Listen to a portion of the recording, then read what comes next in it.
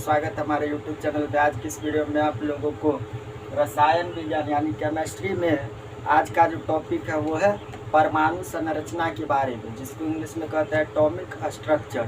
तो चलिए स्टार्ट करते हैं। आज का जो टॉपिक का नाम है वो है परमाणु संरचना।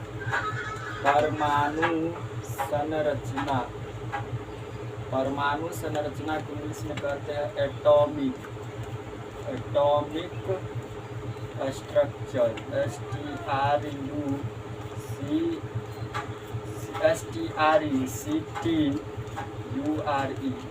स्ट्रक्चर। परमाणु संरचना की इंग्लिश में क्या कहते हैं? Atomic structure. तो परमाणु संरचना के बारे में सबसे पहले भारतीय विद्वान महर्षि कणाद ने बताया। किसने? महर्षि ऋषि ने। किसने बताया? महर्षि ऋषि ने परमाणु संरचना के बारे में सर्वप्रथम का मतलब हो गया सबसे पहले। सर्वप्रथम परमाणु संरचना सर्वप्रथम परमाणु संरचना के बारे में जानकारी, सर्वप्रथम परमाणु संरचना के बारे में जानकारी किसने दिया? तो महर्षि ऋषि ने। किसने दिया? महर्षि ऋषि ने। किसने दिया? महर्षि ऋषि ने। महर्षि ऋषि ने दिया। महर्षि ऋषि ने। महर्षि ऋषि कहाँ का विद्वान था? तो भारतीय विद्वान था। महर्षि ऋषि क्या था? भारतीय विद्वान था, मतलब भारत का विद्वान था। कौन? महर्षि ऋषि। तो सर्वप्रथम का मतलब हो गया सबसे पहले। तो सर्वप्रथम परमाणु संरचना के बारे में यानी एटॉमिक स्ट्रक्चर के बारे में जानकारी किसने दिया? भारतीय विद्वान महर्षि कणाद ने। किसने? महर्षि ऋषि ने दिया या महर्षि कणाद ने। ठीक। इसके बाद जॉन डाल्टन नामक वैज्ञानिक ने विस्तृत रूप से परमाणु संरचना के बारे में जानकारी दिया। जॉन डाल्टन विस्तृत रूप से मतलब विस्तारित रूप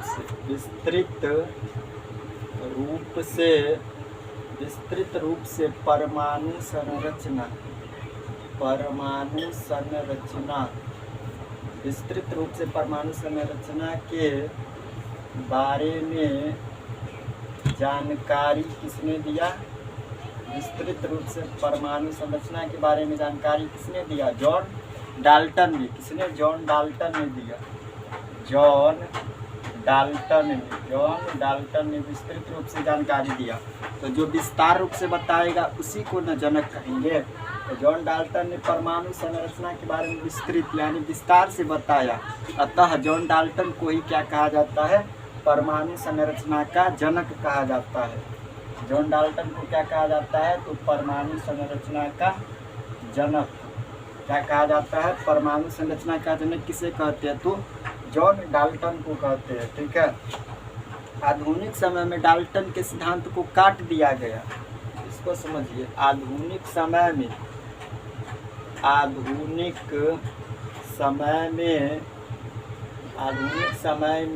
डाल्टन के सिद्धांत को काट दिया गया। सिद्धांत को काट दिया गया। आधुनिक समय मतलब अभी के समय में जो डाल्टन का जो सिद्धांत था उसको काट दिया गया और उसको इलेक्ट्रॉन, प्रोटॉन, न्यूट्रिनो, पॉजिट्रॉन, पाइमेसॉन इत्यादि में तोड़ दिया गया और उसे electron,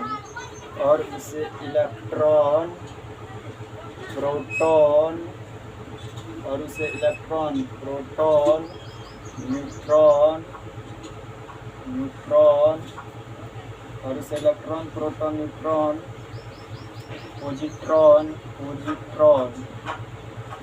positron, meson, pi meson, ETC में तोड़ दिया गया। ETC में तोड़ दिया गया। अब इसको समझिए। आधुनिक समय में मतलब अभी के समय में जो डाल्टन का जो सिद्धांत दिया गया था उसको काट दिया गया। ठीक, और उसे कितने भागों में बांट दिया गया, तो electron, proton, neutron, electron, proton, neutron, positron, meson, pi meson इत्यादि में तोड़ दिया गया। किसके सिद्धांत को, तो जॉन डाल्टन के सिद्धांत को तोड़ दिया गया। ठीक, इसके बाद समझिए परमाणु के नाभिक में, परमाणु के नाभिक में क्या होता है, प्रोटॉन और न्यूट्रॉन पाया जाता है। परमाणु के नाभिक में, परमाणु के नाभिक में प्रोटॉन, प्रोटॉन तथा न्यूट्रॉन पाया जाता है, तथा न्यूट्रॉन पाया जाता है, न्यूट्रॉन पाया जाता है, पाया जाता है। जबकि इलेक्ट्रॉन बाहर चक्कर लगाता है, जबकि इलेक्ट्रॉन, जबकि इलेक्ट्रॉन बाहर चक्कर लगाता है, बाहर चक्कर लगाता है, बाहर चक्कर लगाता है कौन, तो इलेक्ट्रॉन। अब इसको समझिए, परमाणु के नाभिक में यानी न्यूक्लियस में, ठीक है, तो परमाणु के नाभिक में कौन स्थित रहता है, प्रोटॉन और न्यूट्रॉन।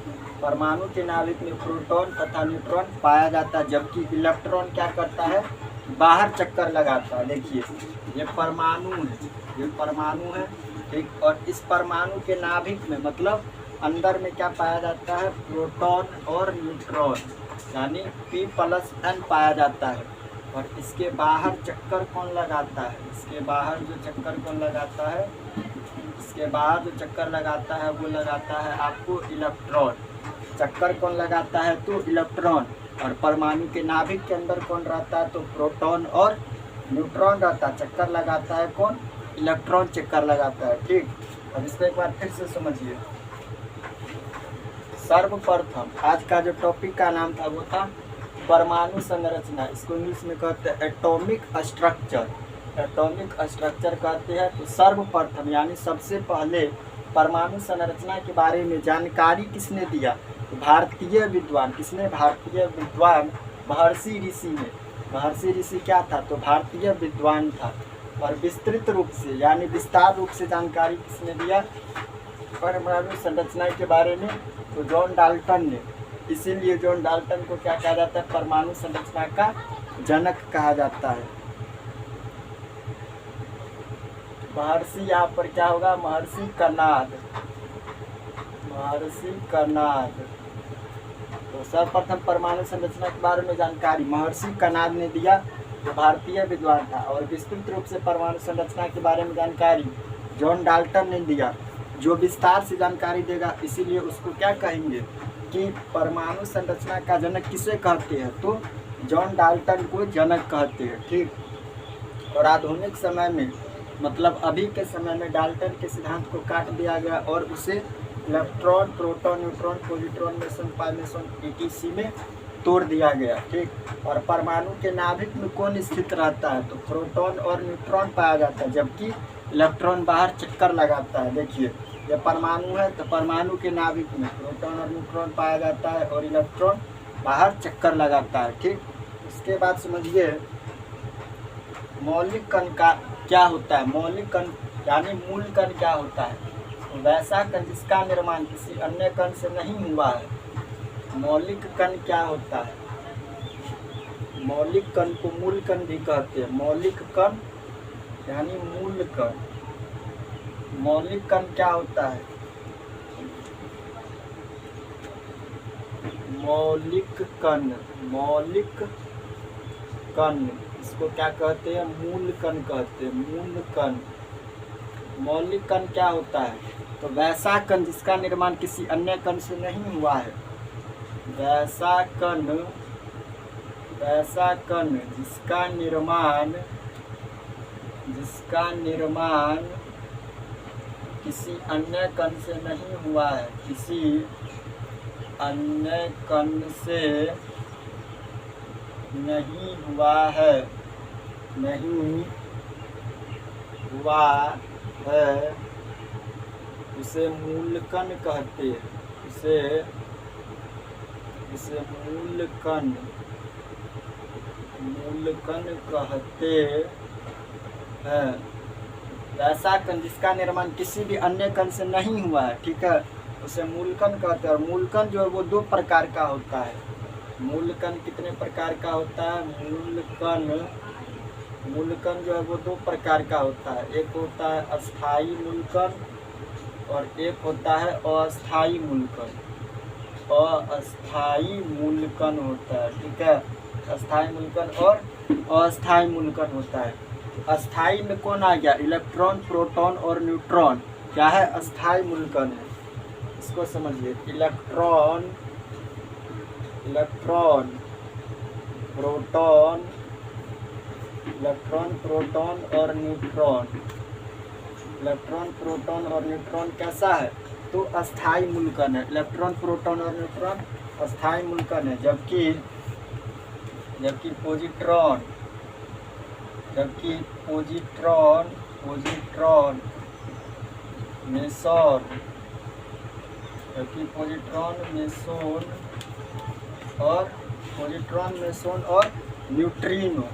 पोजिट्रॉन, मेसोन और न्यूट्रिनो,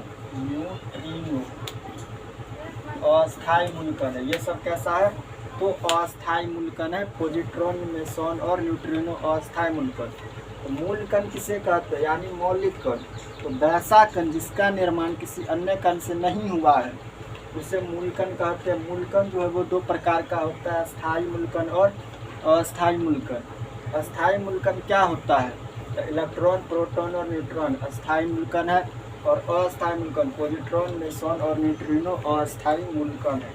ठीक, परमाणु का जो आकार होता है वो गोलाकार होता है। परमाणु का आकार गोलाकार होता है। परमाणु का आकार कैसा होता है? गोलाकार होता है। परमाणु का आकार गोलाकार होता है, जिसके बाहर इलेक्ट्रॉन चक्कर लगाते हैं। जिसके बाहर कौन चक्कर लगाता है? इलेक्ट्रॉन। जिसके बाहर इलेक्ट्रॉन चक्कर लगाता है। जिसके बाहर इलेक्ट्रॉन चक्कर लगाते हैं। जिसके बाहर कौन चक्कर लगाता है? इलेक्ट्रॉन चक्कर लगाते हैं।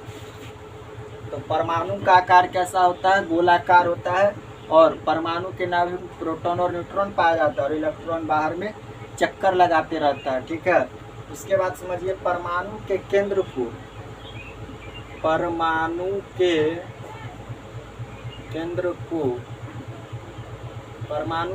को क्या कहते हैं? नाभिक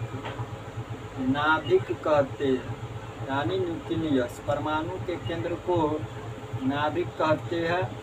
परमाणु के केंद्र को क्या कहते हैं? नाभिक यानी न्यूक्लियस कहते हैं। जिसकी खोज किसने किया था? तो नाभिक के अंदर क्या पाया जाता है? ये पहले समझिए। नाभिक के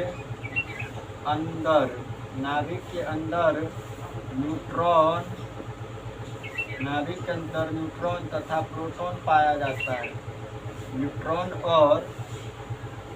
नाभिक के अंदर न्यूट्रॉन तथा प्रोटॉन पाया जाता है। क्या पाया जाता है? प्रोटॉन पाया जाता है। नाभिक के अंदर न्यूट्रॉन और प्रोटॉन पाया जाता है। नाभिक के अंदर पाए जाने वाले इन कणों को सामूहिक रूप से क्या कहते हैं? नाभिक के अंदर पाए जाने वाले इन कणों को सामूहिक रूप से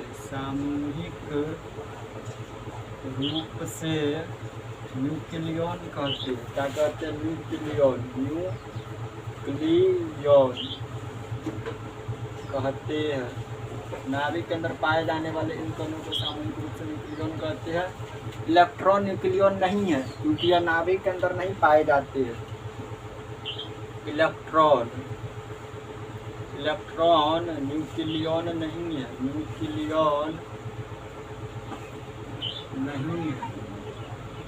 नहीं है, क्योंकि यह नाभिक के अंदर नहीं पाए जाते। यह नाभिक के अंदर नहीं पाए जाते। यह नाभिक के बाहर रहता है। और परमाणु की त्रिज्या को किस में मापते हैं? एंगस्ट्रॉम में। परमाणु की त्रिज्या को एंगस्ट्रॉम में मापते हैं। ठीक है, अब इसको एक बार फिर से समझिए। मौलिक कण को क्या कहते हैं? मूल कण कहते हैं। तो मूल कण किसे कहते हैं? तो वैसा कण जिसका निर्माण किसी अन्य कण से नहीं हुआ है उसे मूल कण कहते हैं। मूल कण दो प्रकार का होता है, स्थायी मूलकण और अस्थायी मूलकण। अस्थायी मूलकण में आ गया आपके इलेक्ट्रॉन, प्रोटॉन, न्यूट्रॉन। और अस्थायी मूलकण में कौन सब है? पॉजिट्रॉन, मेसॉन, न्यूट्रिनो, ये सब है अस्थायी मूलकण। ठीक है, परमाणु का आकार कैसा होता है? गोलाकार होता है। इसके बाहर इलेक्ट्रॉन क्या करता है कि चक्कर लगाता है। ठीक, और परमाणु के केंद्र में क्या होता है? नाभिक होता है। नाभिक के अंदर क्या पाया जाता है? न्यूट्रॉन और प्रोटॉन पाया जाता है नाभिक के अंदर।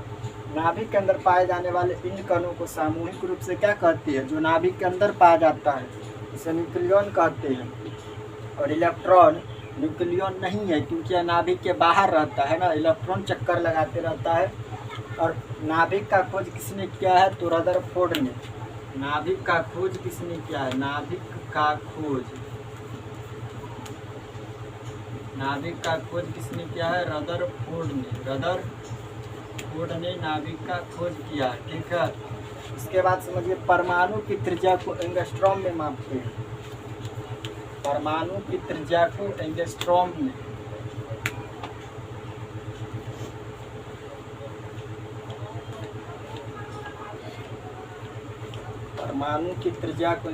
में मापते हैं। और नाभिक की त्रिज्या को फर्मी में।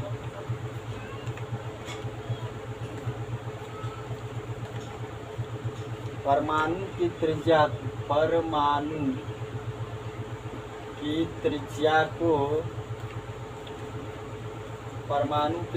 को एंगस्ट्रॉम में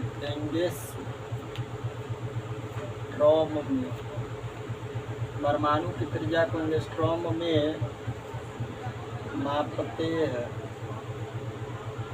परमाणु की त्रिज्या को एंगस्ट्रॉम में मापते हैं, जबकि नाभिक की त्रिज्या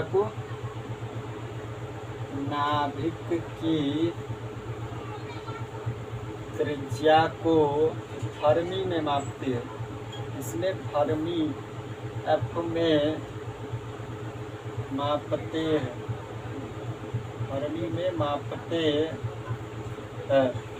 मापते हैं। परमाणु की जो त्रिज्या होता है, परमाणु की त्रिज्या नाभिक के त्रिज्या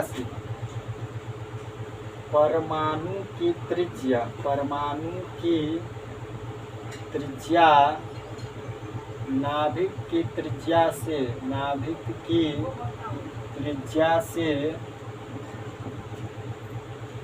1,00,000 10 का पावर 5 गुना अधिक होता है। 10 का पावर 5 गुना अधिक होता है।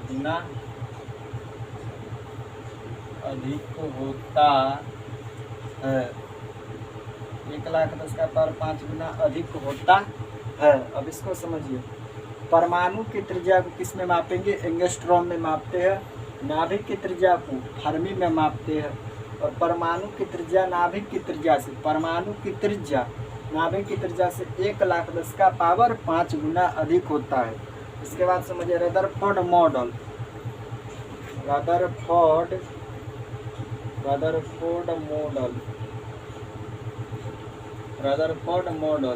मतलब atomic model of Rutherford.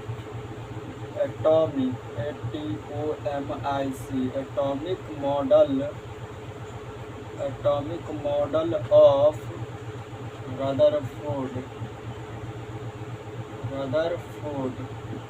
Rutherford का जो मॉडल था वो क्या था?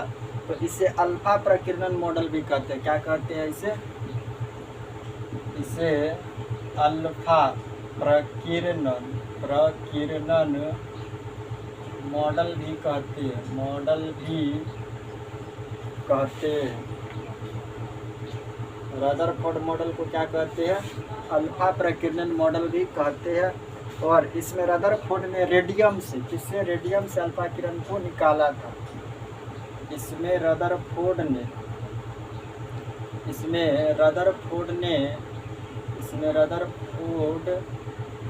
ने रेडियम से, किससे, रेडियम से अल्फा किरण को निकाला था, किरण को निकाला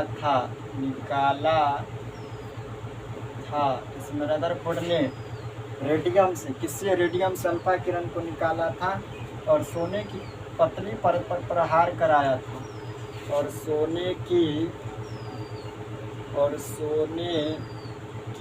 पतली परत पर प्रहार कराया था और निम्नलिखित जानकारियाँ दी,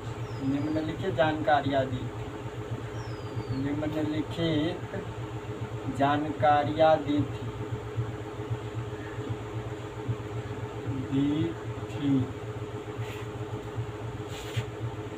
रदरफोर्ड मॉडल मतलब एटॉमिक मॉडल ऑफ रदरफोर्ड। तो रदरफोर्ड मॉडल को अल्फा प्रकीर्णन मॉडल कहते हैं। क्या कहते हैं? अल्फा प्रकीर्णन मॉडल भी कहते हैं रदरफोर्ड मॉडल को। इसमें रदरफोर्ड ने रेडियम से, किससे, रेडियम से अल्फा किरण को निकाला था और सोने की पतली परत पर प्रहार कराया था और निम्नलिखित जानकारियाँ दी थी। जो अधिकांश अल्फा किरण सोने की पतली परत को पार कर गई। अतः उन्होंने क्या कहा कि रेडियम का जो परत है वो खोखला होता है। ठीक है, अधिकांश अल्फा किरण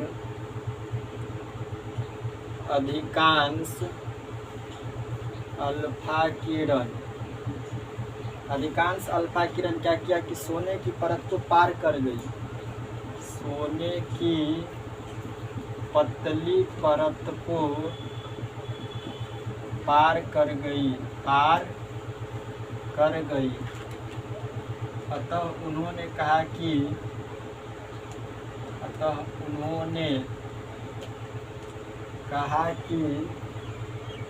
परमाणु का अधिकांश भाग खोखला होता है, परमाणु का अधिकांश भाग खोखला होता है, परमाणु का अधिकांश भाग खोखला होता है।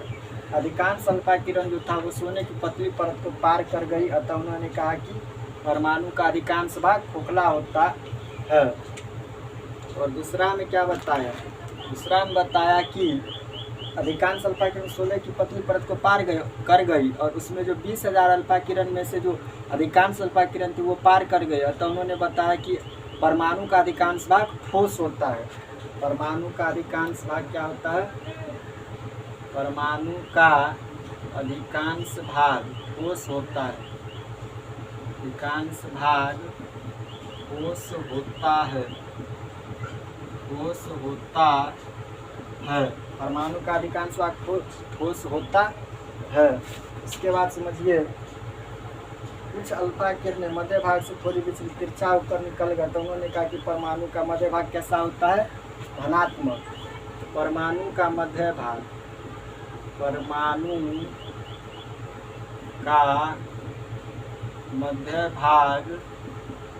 धनात्मक होता है, धनात्मक यानी पॉजिटिव होता है, पॉजिटिव होता है। इसको समझिए, परमाणु की त्रिज्या को किस में मापते हैं? एंगस्ट्रॉम में। परमाणु की त्रिज्या को एंगस्ट्रॉम ए में मापते हैं। नाभिक की त्रिज्या को फर्मी एफ में मापते हैं। परमाणु की त्रिज्या नाभिक की त्रिज्या से 1 लाख, परमाणु की त्रिज्या नाभिक की त्रिज्या से 1,10⁵ गुना अधिक होती है। Rutherford model, atomic model of Rutherford, इसे अल्फा प्रकीर्णन मॉडल भी कहते हैं। इसमें रदरफोर्ड ने रेडियम से, किससे, रेडियम से अल्फा किरण को निकाला था और सोने की पतली परत पर प्रहार कराया था और निम्नलिखित जानकारियाँ दी थी। कौन कौन जानकारियाँ दी थी? पहले की अधिकांश अल्फा किरण सोने की पतली परत को पार कर गई। अतः उन्होंने क्या कहा कि परमाणु का अधिकांश भाग खोखला होता है। इसके बाद परमाणु का अधिकांश भाग क्या होता है? ठोस होता है। ठीक है, तो जो 20,000 में से 1 अल्फा किरण परमाणु के मध्य भाग से टकराकर टकरा कर वापस आ गई। अतः उन्होंने कहा कि परमाणु का अधिकांश भाग ठोस होता है। तीसरा ने कहा कि परमाणु का मध्य भाग मतलब बीच वाला भाग जो होता है वो धनात्मक पॉजिटिव होता है। ठीक है, तो आज के लिए इतना ही। आज हमने पढ़ा परमाणु संरचना के बारे में। ठीक, मिलते हैं नेक्स्ट वीडियो में, तब तक के लिए जय हिंद जय भारत।